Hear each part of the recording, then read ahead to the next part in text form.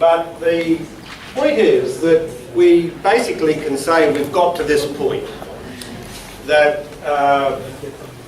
essentially the worldview that Rudolf Steiner's giving us to look at problems is based upon this picture, that we have this brown picture underneath, which are these energetic activities that we can find in our environment, so that they're actually real things that are taking place, and that within our physical body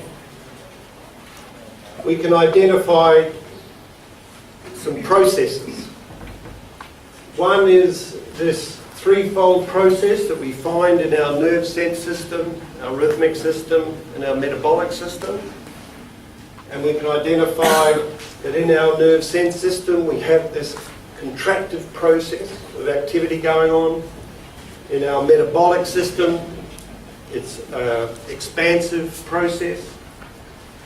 But then beyond that, this nerve sense system works into the metabolic system, and the metabolic system back into the nerve sense system.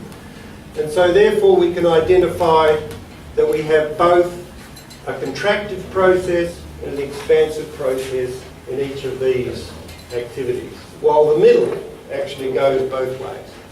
The middle manifests what's happening in both poles. So that's the context that we have to work with. And quickly, yesterday, we looked at how we could look at fungus in that light. But one of my interests has been how to make the biodynamic preparations stronger, because all of our work showed that we have them working for about 3 weeks at a time. And this is showing up in things like bird control, white butterfly control, where you spray brassica and it'll be protected for 3 weeks, and then all of a sudden it starts getting eaten out in the middle. Spray it again, same 3 weeks. And frost protection's the same, 3 weeks. And for things like possum control, where we're dropping 1080 over the whole country, it's not economic to go and spray the whole country every 3 weeks. So we have to make these things in some way have a longer impact. And so Rudolf Steiner in the medical lectures makes it very, very clear that we have to look towards the minerals, the chemical elements, to be able to make stronger preparations. And that's what he's done with his line of human remedies, is he's made up these remedies. And there's a great story about where he talks about equisetum for migraines.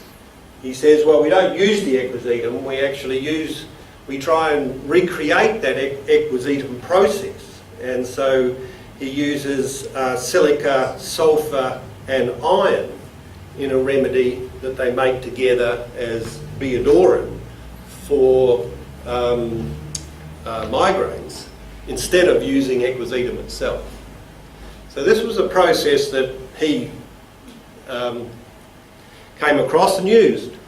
And so the same for me is how do we look at the periodic table of elements? Now, as I said right at the start, that in the medical lectures and medical literature in general, it's about 15 elements is all that the anthroposophical literature discusses and talks about and gives indications about their energetic activity.